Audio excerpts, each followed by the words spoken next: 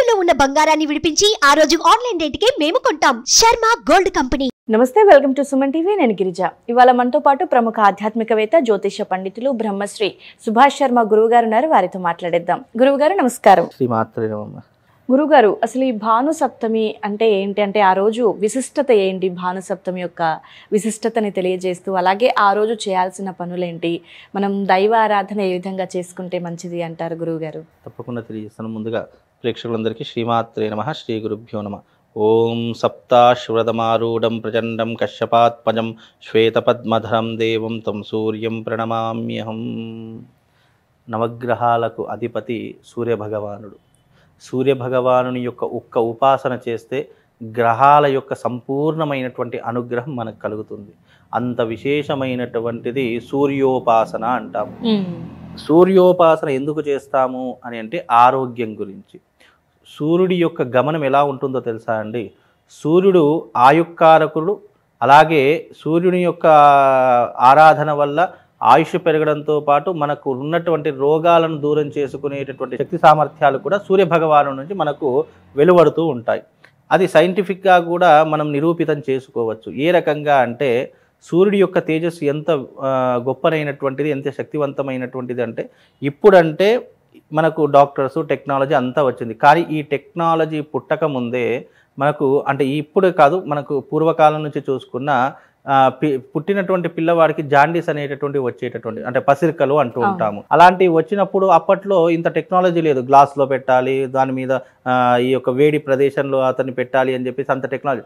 కానీ దీనికి టెక్నాలజీ అప్పుడే మన పెద్దవాళ్ళు ఏం చేశారంటే, సూర్యుడి యొక్క తేజస్సు ఎప్పుడైతే ఉదయిస్తుందో, దాని నుంచి ఎప్పుడైతే ఆ కాస్మిక్ కిరణాలు, ఎనర్జీ ఎప్పుడైతే భూమి మీద ప్రసరింపబడుతుందో, ఆ ప్రసరించేటటువంటి సమయంలో మన పెద్దవాళ్ళు పిల్లల్ని తొడల మీద పడుకోబెట్టుకొని ఎండలో కూర్చునేటటువంటి వారట. అలా ఎండలో కూర్చోవడం ద్వారా పసిరికలన్నీ కూడా నయమయ్యేటటువంటివని చెప్పేసి మన పెద్దవాళ్ళు చెప్తుండేవారు. ఇప్పటికీ కూడా ఆ పద్ధతిని చాలామంది ఆచరిస్తున్నారు. ఇప్పుడంటే పిల్లల్ని గ్లాసులో పెడుతున్నారు, కానీ అట్లా సూర్యుని యొక్క తేజస్సు అంత విశేషమైనదట. అలాగే భాస్కరుడు ఆరోగ్యకారకుడు అని చెప్పడం జరిగింది. కనుక ఆరోగ్యకారకం అంటే ఇక్కడ ఏంటి? సూర్యుని యొక్క అర్ఘ్యం వదలడము, సూర్యుని ఉపాసించడము. అలాగే ఆదివారము సప్తమి వస్తే దాని భాను సప్తమిని ఎందుకంటామని, ఆదివారము సూర్యుడి యొక్క వారం కాబట్టి ఆ రోజున సప్తమి తిథి వస్తే కనుక దాని భాను సప్తమి అని పిలుస్తాము. కనుక ఈ భాను సప్తమి రోజున సూర్యోపాసన చేయడము, సూర్యుని ఆరాధించడము, అలాగే ఎన్నో రకాలైనటువంటి విధానాలు సూర్యుని పూజించడము, ఇలా చేస్తే మనకు అన్ని రకాలుగా మేలు జరుగుతుంది. ఎందుకు అనంటే గనక, ఎప్పుడైనా మీరు గమనించండి, మన జీవిత కాలంలో సూర్యుడు ఉదయించాడు అని అంటే మన జీవితంలో ఒక రోజు ప్రారంభమవుతుంది.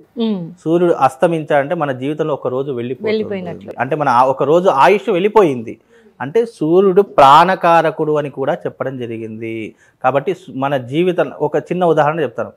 ఒక జీవితంలో ఒక వ్యక్తి నిస్సాహ స్థితిలో ఉండి ఆరోగ్యం సహకరించడం లేదు, లేదా ఒక వ్యక్తి నిజంగానే కోమాలో ఉండిపోయాడు, అసలు లేవలేనటువంటి పరిస్థితుల్లో ఉన్నాడు అని అనుకుంటే గనక సూర్యుడికి సంబంధించినటువంటి ఒక గొప్ప యాగం ఉంది. దాన్ని సౌరయాగము అని అంటాము.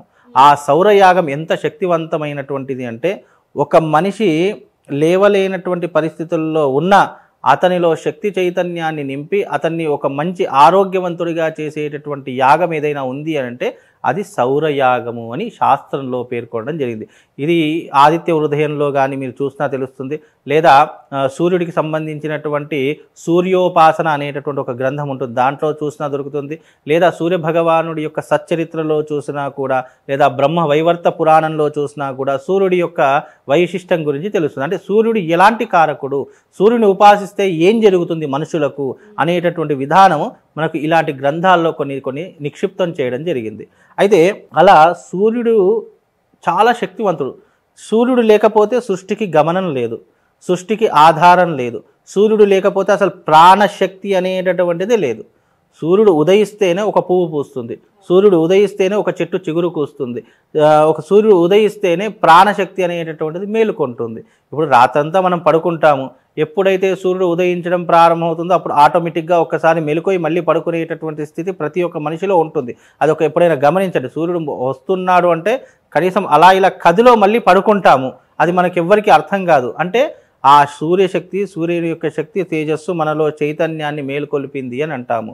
అంత శక్తివంతము సూర్యోపాసన. అందుకే భాను సప్తమి మన శక్తి చైతన్యాన్ని పెంచుకోవడానికి, ఆయుష్ను పెంచుకోవడానికి ఉద్ధరింపజేసేటటువంటిది సూర్యోపాసన. ఓకే గురుగారు, మరి అయితే ఆరోగ్యపరంగా ఆరోగ్యానికి మనకు ముందస్తుగా సూర్య భగవానుని కొలుస్తాం కాబట్టి మరి ఆరోగ్యం బాగోలేని వాళ్ళకి ఏదైనా మంచి పరిహారాన్ని తెలియజేస్తారా? ఏముంటుందమ్మా, సూర్యుడికి సంబంధించినటువంటి సౌరయాగం చేసుకోవడము, లేదా సూర్యుని ఉపాసన చేసుకోవడం, ఆదివారం ఉపవాసం ఉండడము. సూర్యుడికి అర్ఘ్యం అంటే చాలా ప్రీతికరము. దోసిట్లో నీళ్లు తీసుకొని చక్కగా సూర్యుడికి అర్ఘ్యం వదలడం. స్నానం చేసిన వెంటనే ఒక చెంబులో నీళ్లు తీసుకొని చక్కగా ఆరు బయట సూర్యుడు ఎక్కడైతే మనకు కనిపిస్తున్నాడో ఆ సూర్యాభిముఖంగా నిలబడి చేతిలో నీళ్లు, దోసిట్లో నీళ్లు పోసుకొని సూర్యుడికి అర్ఘ్యం వదలడం. 3 సార్లు అర్ఘ్యం వదలాలట. ఎవరైతే సూర్యుడికి అర్ఘ్యం వదలడం ప్రారంభం చేస్తారో వాళ్ళు సహస్ర గాయత్రి చేసినటువంటి పుణ్య ఫలితం వాడి ఖాతాలో జమ వేస్తాడట సూర్య భగవానుడు.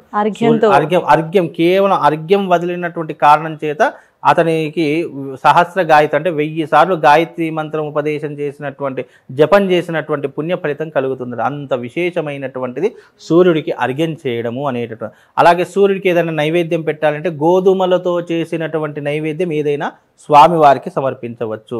ఆ రోజున భాను సప్తమి వచ్చిందంటే చాలామంది ఇంటి ముందర రథం ముగ్గు వేసేసి ఆ రథాన్ని పూజించేటటువంటి పద్ధతులు ఉండేటటువంటివి. ఇప్పుడు కేవలము మనకు ఈ యొక్క భాను సప్తమి అనేటటువంటిది ఫిబ్రవరిలో వస్తుంది, ఆ రోజునే వేస్తున్నారు. కానీ ఆదివారము గనక సప్తమి తిథి వస్తే గనక ఆ రోజున రథం ముగ్గు వేసేసి దానికి షోడశోపచారం అంటే ఒక పీట ఉంటుంది, ఒక పీట తీసుకొని దాని మీద రథం ముగ్గు వేసేసి దానికి షోడశోపచార పూజ చేసుకోవడం ఒక పద్ధతి. లేదు అంటే సూర్య భగవానుడి యొక్క పటాన్ని తీసుకొని ఆ పటం మన ముందర ఒక పీట మీద పెట్టుకొని దాని ముందర 2 దీపాలు వెలిగించి సూర్యుడికి ఇష్టమైనటువంటి అర్ఘ్యప్రసాదాలు వదిలివేసేసి సూర్యుడికి చాలా ఇష్టమైనటువంటి పూలు మందార పూలు, ఆ మందార పూలతో స్వామివారికి అర్చన చేయడము, స్వామివారిని పూజించడము చాలా విశేషంగా మనకు పుణ్య ఫలితాన్ని కలిగిస్తుంది. ఆ రోజున వీలైతే ఆదిత్య హృదయం చదువుకోవడం కానివ్వండి, లేదా సూర్యుడికి సంబంధించినటువంటి మంత్రం సప్తాశ్వరదమారూఢం ప్రచండం కశ్యపాత్మజం శ్వేత పద్మధరం దేవం తం సూర్యం ప్రణమామ్యహం అనేటటువంటి శ్లోకాన్ని చదువుకోవడం ద్వారా మనకు జీవితంలో ఆయుష్ పెరగడంతో పాటు ఐశ్వర్యం కూడా కలుగుతుంది.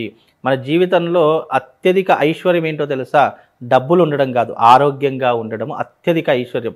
1000 కోట్లున్న ఆరోగ్యాన్ని కొనుక్కోలేము. ప్రెసెంట్ జనరేషన్ లో ప్రెసెంట్ ఉన్న వాళ్ళలో అనారోగ్యం పాలయ్యే వాళ్ళు ఎక్కువ గురువు గారు. ఆరోగ్యం చాలా తక్కువ. కోటీశ్వరుడికైనా సరే ఆరోగ్య సమస్యలు ఉంటాయి. కానీ ఇవన్నీ కూడా దీని నుంచి బయటపడాలంటే సూర్యోపాసన ఉత్తమమైనటువంటి మార్గం. ఒక కోమాలో ఉన్నటువంటి వ్యక్తి, ఒక బెడ్ మీద లేవలేనటువంటి స్థితిలో ఉన్నటువంటి వ్యక్తి, డాక్టర్లు అందరూ చేతులు ఎత్తేసాం ఇక మాతో కాదు మీరు ఇంటికి తీసుకొని వెళ్ళండి అన్నటువంటి సందర్భాల్లో కూడా సౌరయాగం చేసి ఆ వ్యక్తిలో ప్రాణాన్ని నింపినటువంటి దాఖలాలు కూడా మన చరిత్రలో ఉన్నాయి. మన ఋషులు, మునులు, వేదమూర్తులు ఎంతోమంది అలా సూర్యోపాసన చేసి వ్యక్తులలో ప్రాణం పోసినటువంటి సంఘటనలు కూడా మనకు చరిత్ర ఆధారాలు చెప్తున్నాయి. కనుక సూర్యోపాసన అంత విశేషమైనటువంటిది. కనుక మీ జీవితంలో ఆరోగ్య సమస్యలు ఉన్నటువంటి వారు కానివ్వండి, లేదా ఏదైనా తీవ్రమైనటువంటి వ్యాధులతో బాధపడుతున్నటువంటి వారు, లేదా మల్టిపుల్ డిజార్డర్ పర్సన్స్ చాలామంది ఉంటారు, అలాంటి వారు ఎవరైనా ఉంటే సూర్యోపాసన చేయండి. చక్కగా అర్ఘ్యం వదలండి. స్వామివారికి గోధుమలతో చేసినటువంటి నైవేద్యం పెట్టండి. గోధుమ పిండితో చేసినటువంటి రొట్టెలు పెట్టినా స్వామివారు సంతోషిస్తాడు, గోధుమ పాయసం పెట్టినా స్వామివారు సంతోషిస్తారు. కాబట్టి ఈ రకంగా సూర్యోపాసన చేసుకోవడం ద్వారా వాళ్ళకు శుభము అలాగే లాభం కూడా కలుగుతుందమ్మా.